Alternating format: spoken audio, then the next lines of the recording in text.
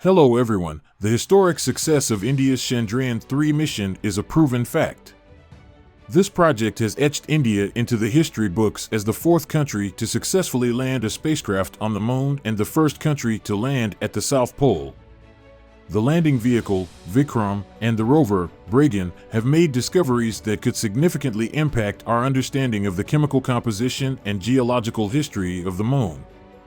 Most of this data will aid future lunar missions. Moreover, Chandrayaan may 3rd have a different aspect from most space missions. The Indian Space Research Organization, ISRO, equivalent to NASA in India, held a press conference before the launch, emphasizing a specific detail they focused on for the lunar mission. One reason for choosing the South Pole for research was to potentially establish permanent bases. However, without creating more mysteries, let's ask the real question: is there water on the Moon? In today's video, we'll take a closer look at the achievements of Chandrayaan-3 and attempt to answer this significant question using the data discovered in the project. Some of the clearest evidence suggesting the existence of water ice in the polar craters of the Moon was provided by India's Chandrayaan-1 mission dating back to the 1960s. In 1971, Apollo 14 found traces of water vapor on the lunar surface, yet detecting water ice proved challenging. Scientists believed if there was water, it would likely be in the north or south poles due to these craters never receiving direct sunlight, maintaining extremely cold temperatures. In fact, these areas are among the coldest in our solar system, providing ideal conditions for ice formation. Unfortunately, images of these craters either had very low resolution or were too dark to support research. Despite multiple detections of hydrogen on the lunar surface, it wasn't clear if this translated into actual water ice. However, signs of potential water loss started emerging in 2009. A NASA lunar mineralogist with Chandrayaan-1 discovered initial spectroscopic signatures of water ice in dozens of craters around the lunar poles.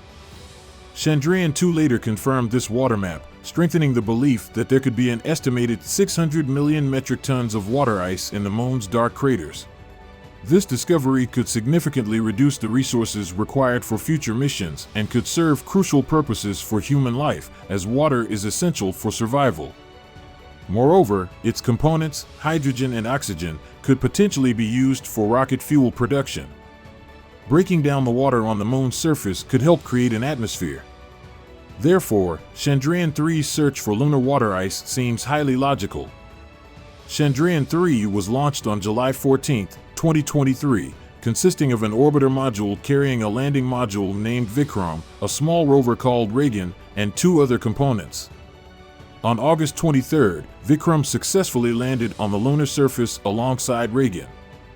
One of Chandrayaan-3's biggest challenges was making a safe landing on the Moon's rugged and harsh surface, particularly for the landing module, Vikram. Advanced navigation algorithms and gravity maps were developed to optimize the landing process. Materials resilient to sudden temperature changes and impacts were used for the devices. Establishing fast and uninterrupted communication between the devices and Earth is another challenge in space missions. Chandrayaan-3 resolved this by employing more advanced communication systems.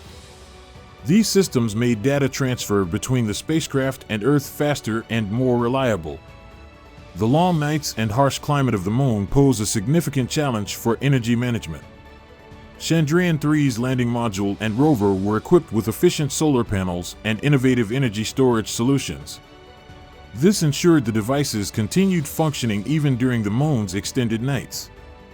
Furthermore, extreme temperature variations on the Moon pose a considerable danger to spacecraft components.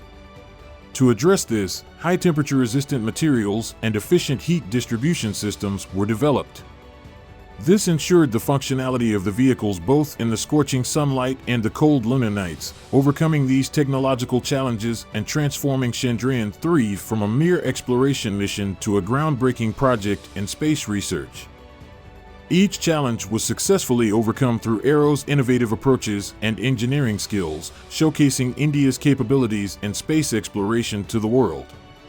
On the flip side, Chandrayaan-3 was remarkably cost-effective.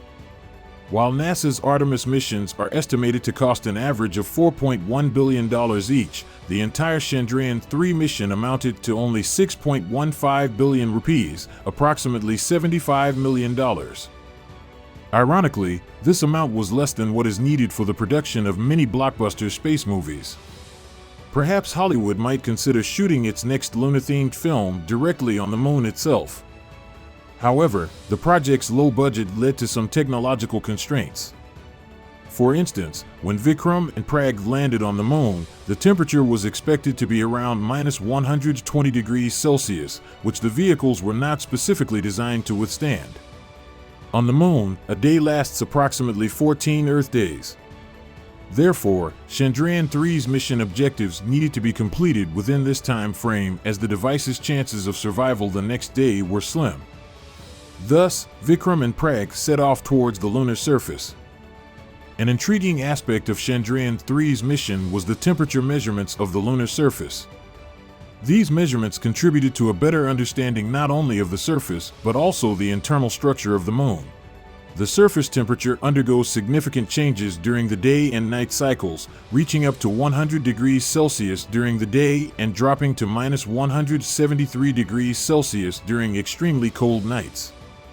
These extreme temperature variations provide crucial information about the physical and chemical properties of materials on the lunar surface.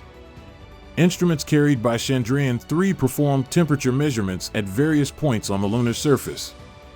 These measurements helped understand the heat conductivity of lunar surface materials and their reflectivity of sunlight. Additionally, the temperature responses of layers beneath the moon's surface were examined. These temperature measurements unveiled new information about the structural composition of both the surface and subsurface layers. For instance, higher than expected thermal conductivity was observed in some areas, hinting at the presence of metallic minerals. Moreover, temperature data provided significant clues about the depth and density of regolith, the surface soil, in different regions on the moon. Pragyan was equipped with an alpha particle X-ray spectrometer and laser-induced breakdown spectroscopy, weighing 27 kilograms and consisting of a 6-wheeled rover. Laser-induced breakdown spectroscopy directs a laser beam at the target, analyzing the wavelengths emitted from the resulting plasma. These two instruments together undertake the endeavor to detect water or other unknown substances, allowing scientists to precisely verify their compositions. They discovered elements like aluminum, calcium, iron, chromium, titanium, and oxygen, which weren't surprising. However, Indian scientists were particularly astonished by the presence of sulfur on the moon. Sulfur can help us understand the moon's evolution over time and could indicate past volcanic activity in the region. However, despite all these discoveries, there was one crucial thing missing in the analysis: hydrogen. Consequently, Pragyan set out to explore more distant areas. The rover's navigation process was manually conducted by Earth-based scientists through a built-in navigation camera. However, this navigation had to be executed meticulously due to the approximately 3-second signal delay between Earth and the Moon, which could cause significant issues if the rover lost control. Indeed, such an incident was nearly experienced at the beginning of Pragyan's journey when the rover was almost about to fall into a large 4-meter crater unnoticed by the rover's science team. However, the rover was saved at the last moment. Pragyan's movement speed was just 1 centimeter per second, so it wasn't particularly fast. Therefore, during Pragyan's 2-week lifespan, it could only move about 100 meters away from Vikram. Fortunately, the crater was detected in time, allowing scientists to redirect and choose a different route instead of descending into the formation. There's neither a photograph nor any data available about this second crater, concluding that no significant findings were observed there. During this time, Vikram, on the other hand, didn't remain idle.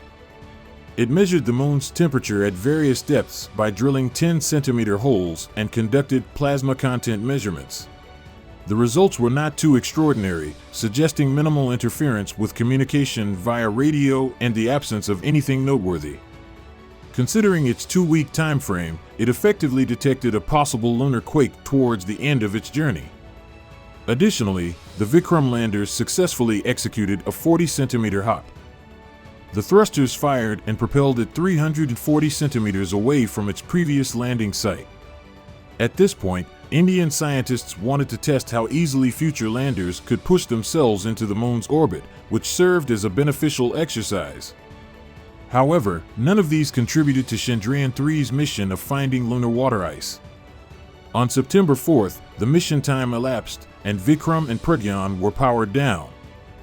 ISRO scientists had planned to reactivate the vehicles at the end of the night, but these efforts were unsuccessful. The final communication with Earth marked the mission as highly successful. Indeed, this was accurate because India collected first-hand data from the moon with this mission, advancing our understanding of lunar history and providing insights into polar conditions. However, as mentioned earlier, the mission did not achieve its primary objective. The discovery of water ice on the moon in previous missions had intrigued the scientific community. Although orbiters like Chandrayaan-1 indicated the potential for water in polar regions, direct exploration in these areas had not been performed, and Chandrayaan-3 also failed in this aspect. Previously, images taken by NASA's ShadowCam, carried on South Korea's Danu moon orbiter, resulted in a similar disappointment. The ShadowCam was so proficient in detecting light that it could capture the interiors of polar craters, unseen by direct sunlight for millions of years. However, besides dry dust, no other substance was identified. Moreover, considering Pragyan's analysis of lunar regolith, no water molecules were found. This raises the question of where the lunar water ice detected by Chandrayaan-1 might be. Chandrayaan-3 offers a possible answer, and it's Vikram's discoveries rather than Pragyan's that lead us to this answer. When Vikram used its temperature sensor, it recorded a gradual decrease in temperature starting from the surface, with a significant drop of 10 degrees at an 8 centimeters depth. This suggests poor thermal conductivity in the lunar regolith, indicating that the lunar surface might not be the best place to find ice. Perhaps we should be looking beneath the lunar surface. In conclusion, there's much we still don't know about the moon and its water cycles. Evidence suggesting the moon holds substantial amounts of water is growing. However, understanding how to extract this water remains a challenge. Despite efforts to answer these questions, Chandrayaan-3 couldn't provide assistance.